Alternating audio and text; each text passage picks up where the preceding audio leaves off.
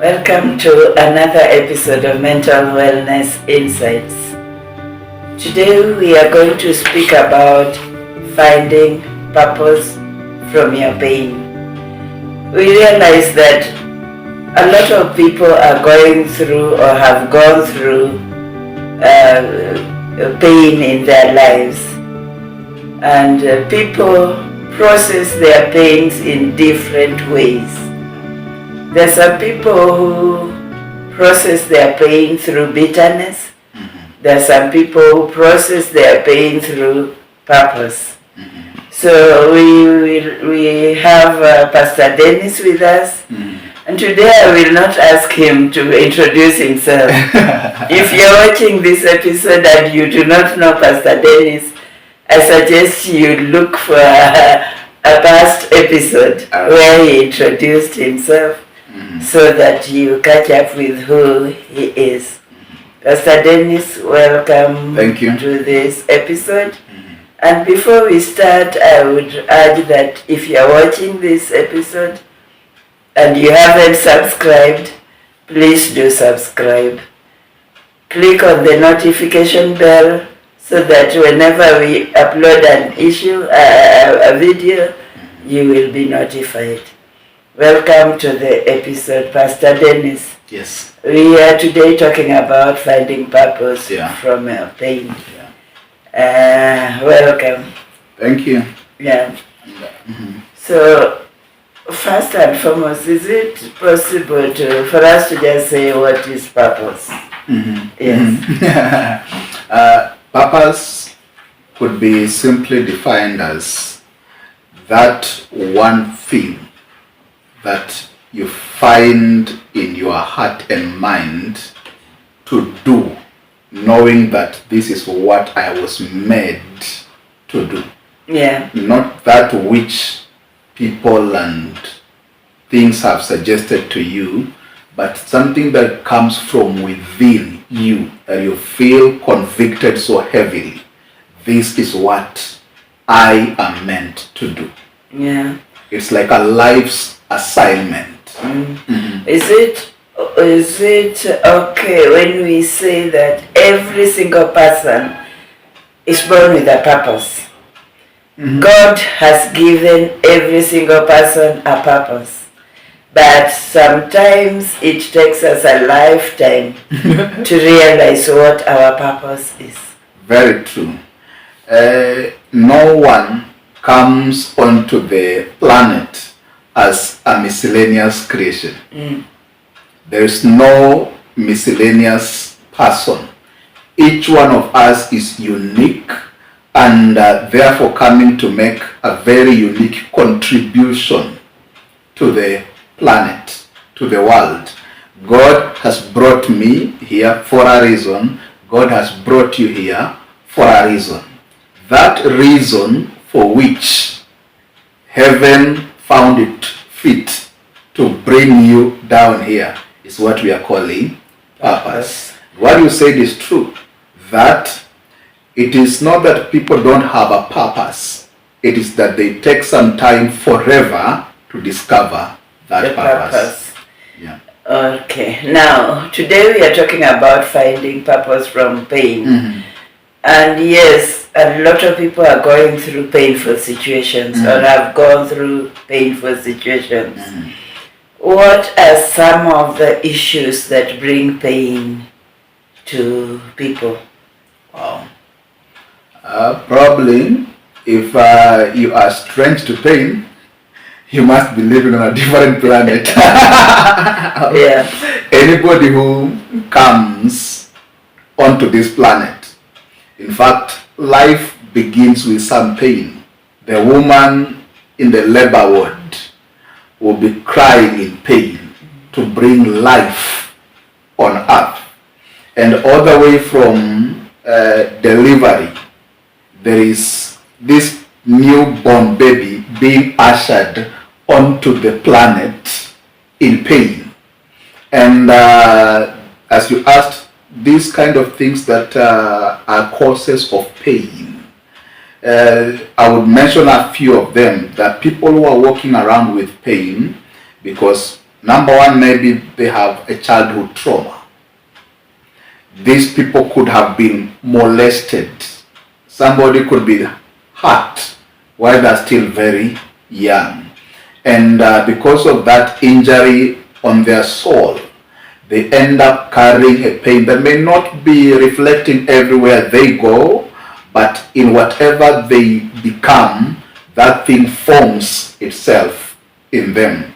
You know, we come not from very good families all the time. We could have abusive parents. You could have parents who have also unresolved issues, drug-related issues.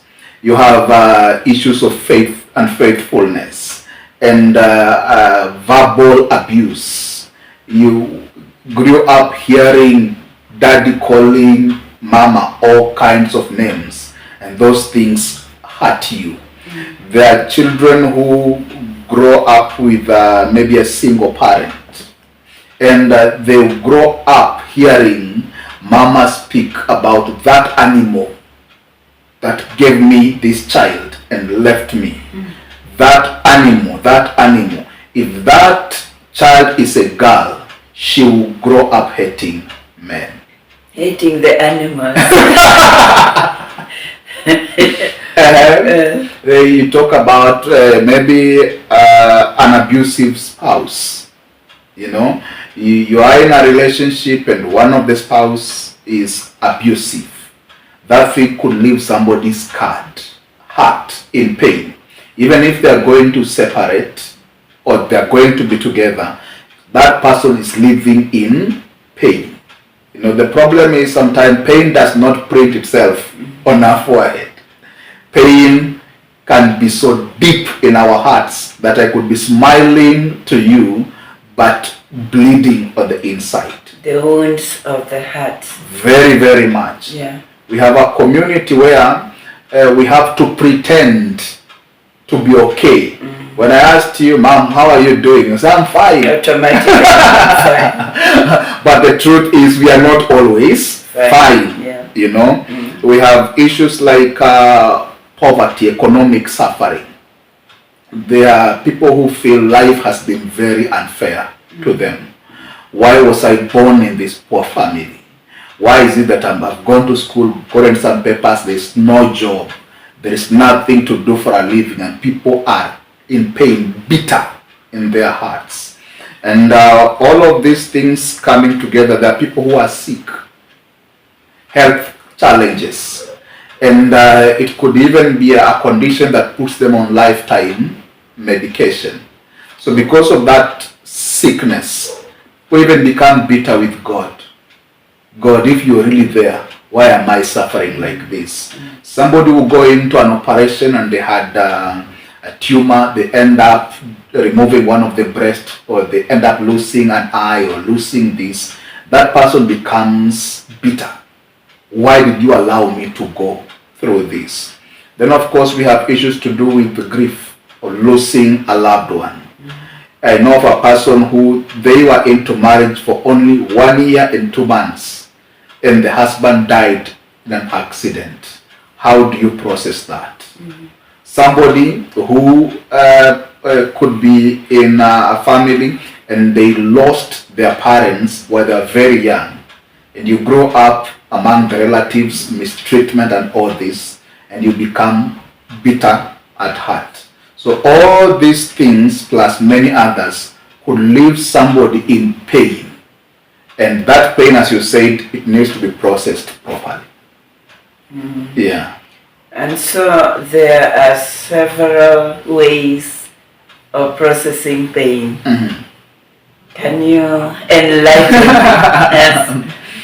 us on you actually mentioned the two major ways. You said one, you could actually process it in a wrong way and end up with bitterness and hatred, or you could actually get that pain processed properly and you end up finding purpose within that pain. So can we start with the negative bit of it? We just want to highlight so that somewhere could be undergoing a process of processing pain, but they're doing it the wrong way. Probably if they had this, they would realize, I am like this because of, and I could change. So what are some of examples of those who processing pain the bitter way? The bitter way. Yeah.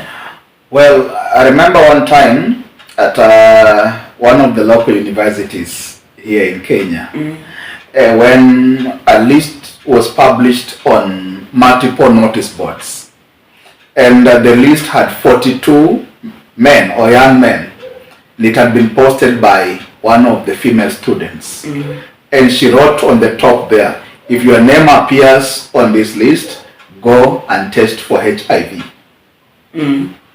And she had given reasons. She said she had been infected with HIV/AIDS and decided she would revenge. So this is a very bright student, gets admission to campus, but now she has been injured, she's been infected with HIV/AIDS, and she is bitter with men. So these are 42 innocent boys who have nothing to do with the person who infected her, but she goes on campus, she will infect 42 students with HIV. And this is a person who was in pain. She's in a vengeance mission. This one is a revenge mode. And unfortunately, arising out of the pain. Yes. The painful experience of having been infected. So he wants to displace that frustration on people who have nothing to do with her infection. Very true. This is a person who was injured. What happened to her was wrong. The person who did that to her was in error. But now she never got healed from that pain. And now she will end up, the more she's doing this, she will revenge but does not feel satisfied. Revenge does not satisfy. After you have revenged, you still feel bitter. You feel that was not enough. I need to do keep on doing it more and more. And you continue hurting yourself. Yes. Because the people who today are on a full-time revenge mode, they will go from a relationship. The spouse went away, she or he went the other way, and she moves quickly into another relationship to just prove a point to the other party that I found another one. You thought I could not be married. You thought I could not marry again. And you even post online that I got a new person. A better one. A better person. So this is a wrong way of processing pain. We have had demonstrations in the country. And those demonstrations, people's properties have been vandalized. Yeah. And you see a whole supermarket being burnt down. Somebody's personal vehicle on the streets being set ablaze. And you'll be wondering, what is the problem between this protester and this innocent car on the street? And you realize probably this young man going to vandalize the property has pain in the heart. Destroying a supermarket, he's saying, why does somebody own a supermarket and they can't afford a meal? So it is his own pain that is driving him to cause other people pain. So a lot of times when people go out on the streets to demonstrate, they're really not going for that cause. No. Every individual demonstrating has their own cause, their own issue that is making them go to demonstrate. But they meet there on the street and they do all sorts of things, not because of what probably the organizers meant. So you go out there to seek unconsciously or subconsciously to seek healing. but you seek it the wrong way. You try to look for a place to vent that pain, you know, but it's not the best, not the right way to go about it. I met a lady, and she told me that the mother abandoned them, herself and her sister, when they were younger, and the mother went on to remarry. She got married to a different person, and their upbringing was not soft. So she grew up hating the mother. Why did you leave us that young, and you did not take care of us? And she told me that herself is in her fourth marriage. She hated her mother to the point when the mother died, she never went for her funeral. Wow. She hated that so much that mama is dead, she could not go to the funeral. And she was still wondering, why did you not bring us up? Why did you go and marry again and leave us with our grandmother to take care of us? But now, herself, now in her fourth marriage, and it's as if what happened in her mother's life has replayed multiple times in her life. And she was saying to me, it's as if I'm just replaying the life of my mother. And I say to her, Madam, you begin by, first of all, forgiving your mother. Because when you took that pain in your heart, you tend to attract in life what you have in your heart. And if somebody had, you never know the circumstances surrounding why your mother had to do what she had to do. Yeah. So, because you don't have all the answers to what happened, you better forgive her so that you can heal and move on with your life. So there are people who, when they are hurt, when they have some pain, they tend to hate people. They process the pain through hating people. They hate a parent, they hate a spouse, they hate men, they hate women. So that people who are carrying a lot of hatred, and you are hating people because you are hurt and you are in pain. But it's the wrong way. But I think also they are getting to that point because they did not have the privilege of getting maybe a counselor or somebody with wisdom enough to lead them to healing the right way. Yeah. Very true. And in fact, many of the abusers today, go check, 90% of people who are abusers today, they themselves were victims of abuse. Yeah. So this is a person who maybe was molested while they were young. And they wonder, that thing, they never got over it. They never went through therapy. They were never counseled. They were never healed. And so some of them become heartless. So they don't feel, they become numb. Sometimes pain can be so much until somebody gets to a place of being numb. They no longer feel it when they hurt other people. They were hurt so much that they don't feel it when they hurt other people. This is why there are people who don't feel it even when they kill. Yes. It's like it is nothing. Yes. So all these things emanate from somewhere and they all can be attributed to some mental issues at some stage in life. Yeah. So then people should be also careful on suppressing the pain.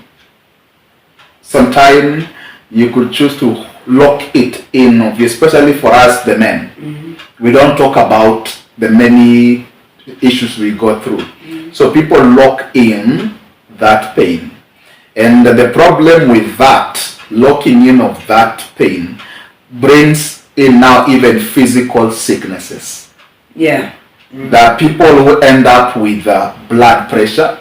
Yeah. diabetes and hypertension. Yes. Some of even the heart attacks people end up having. Some blood clots.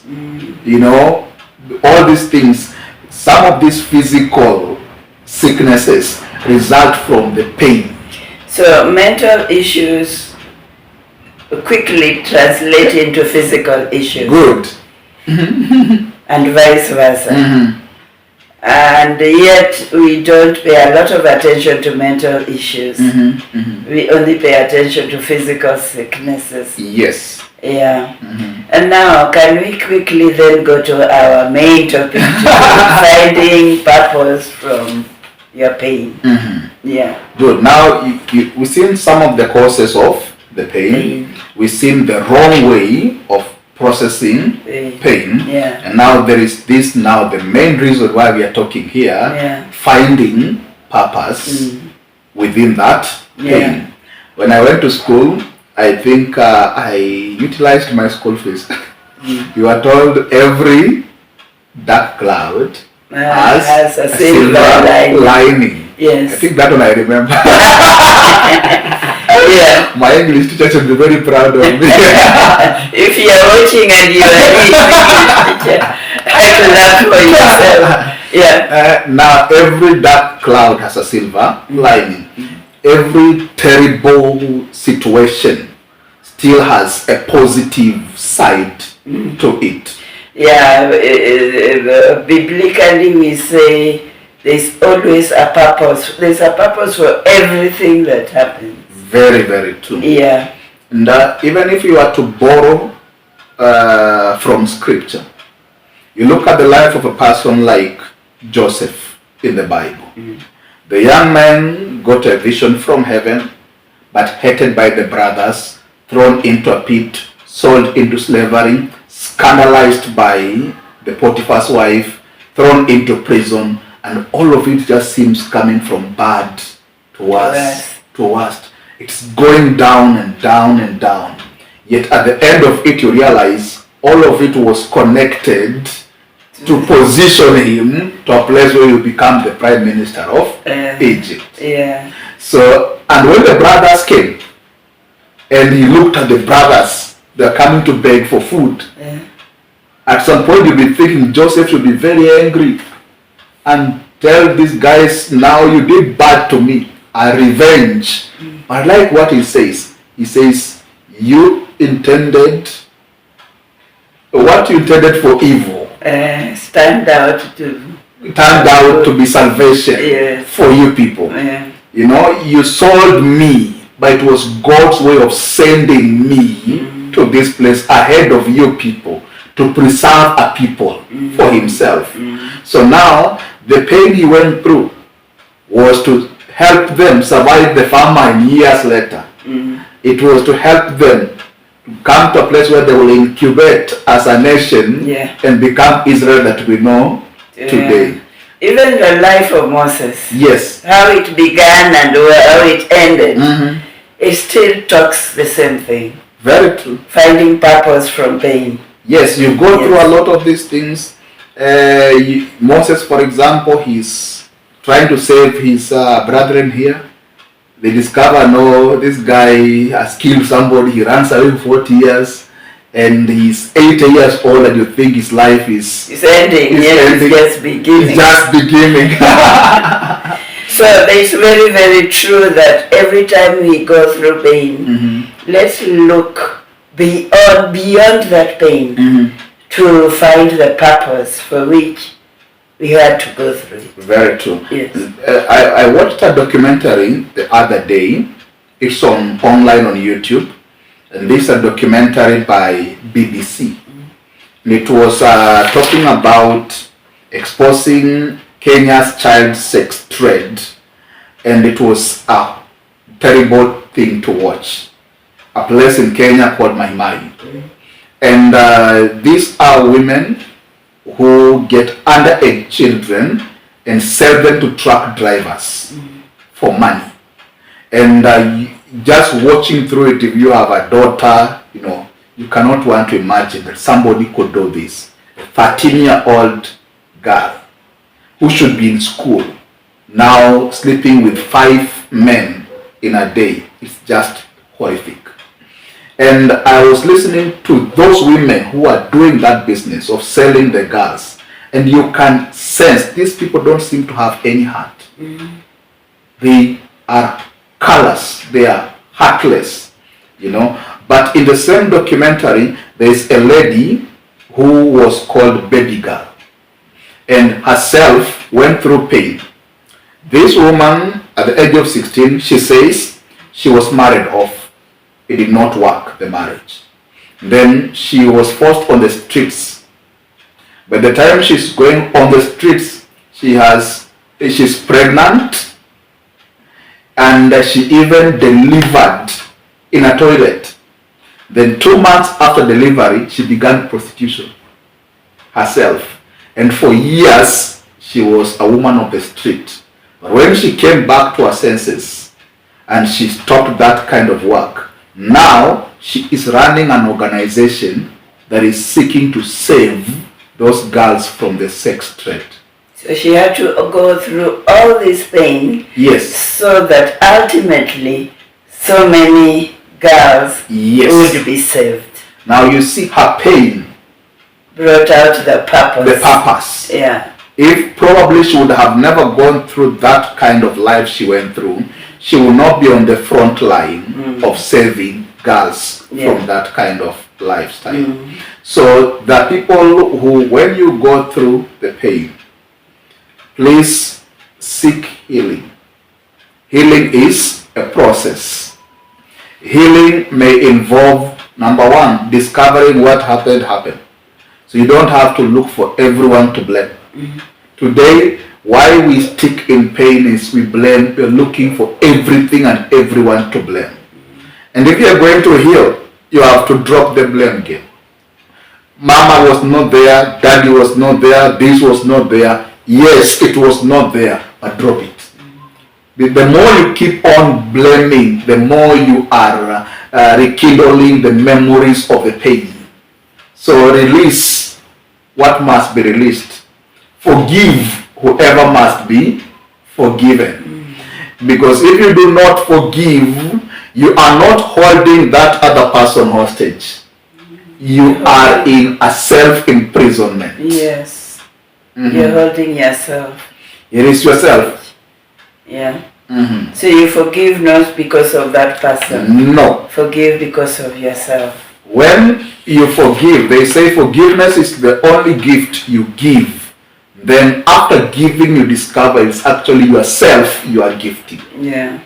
You release somebody from your heart and discover it was yourself you are releasing from prison. Yeah. So if you must forgive, forgive. If you are there and you've been locking in so much pain, not talking to anybody, you are abused when you are young, or you are abused in a marriage, or you are abused in a church, you are abused in school, and these things you've been locking them in your heart. Be vulnerable. Talk to somebody. Talk to your pastor, talk to your counselor, reach out, the numbers here, you see. Reach out, call, email. Let's talk. Because when you begin talking, you are releasing what is in your heart. In the same way, you're helping somebody else out of a problem. Yeah. And when you get to a place where now, I've listened to your channel and followed the people you brought here for interviews. I've listened to a lady by the name Caroline Kagia. Yeah. And I listened to her narrate her journey through alcoholism, her struggle, and how finally she came out. And I'm sure that talk, her testimony, her talking of her struggles, going into rehab and relapsing and going back and finally overcoming it, that one alone is able to save hundreds, if not thousands, of young people or even elderly people, either avoid going into alcoholism or get a determination to break free from alcoholism. Yeah. So if you going to find purpose within that pain you are going through, talk about it. Talk to somebody for your healing. Talk to somebody for your healing. That is therapy. Yeah. Then number 2, speak about your journey so that it will help you not to go back the same route, and also encourage somebody else not to travel that way. Same route. Yeah. I hope it's clear there. Very, very clear. Yeah, it's very clear. But you are talking about this thing. Speak to somebody for your healing. Mm-hmm. Many times, what holds us into bondage is secrets. The power of many mental bondages is secrets. There are people who are into a lot of struggle of addiction. Their spouses don't know. Their parents don't know. People around them think they are okay. They may be into a gambling addiction. Mm-hmm. So deep into the gambling, but the spouse does not know. The friends do not know. They only realize when the person commits suicide, takes their own life, and leaves behind a note. Mm-hmm. And on that note, I think a lot of secrecy comes because of shame and stigma and the societal, the way the society treats you, looks at you. Yeah. The society should also be educated Good. on the way to treat people who are going through issues in life.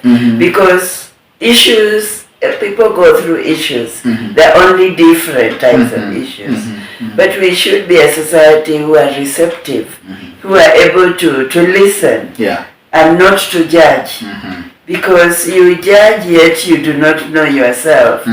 What you also are you're also containing something, having some secret.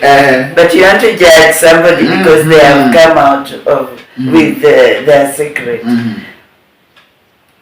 You have rightly said, we have to speak.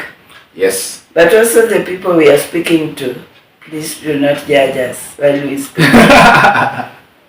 And now this one, especially now when you are speaking for healing, Yes. do not just speak to everybody.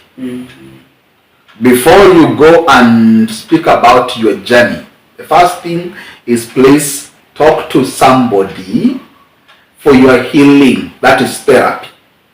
Talk to somebody probably who you have discerned that will not judge me. Talk to a pastor. Talk to a counselor. Talk to a person of integrity. Somebody who will listen to you. Somebody who may even walk with you, pray with you, correct you, and even hold your hand while you are still struggling in that problem. There's a lady who testified that I'm just saying this because you say talk to a pastor. It's a lady who talked to a pastor. And the next Sunday she was there. She was the content of the sermon. And so again, after that she said she will never go back to church. Look at that. Yeah. So what you're saying that, even when we speak out, please don't go and broadcast. Don't make me a subject next time you're preaching, but on a serious note, people have to be very serious about these issues. Yes. When somebody comes to confide in you, do not publicize, do not make it as a subject of discussion everywhere. Maintain the confidence of this person and help if you can. And if you cannot, you can help them by referring them to a place they can get help. Good. But by all means, don't make it take it upon yourself to be the minister of broadcasting. So, I gave the example of Caroline. Yeah. Kagia. I've listened to her on your platform.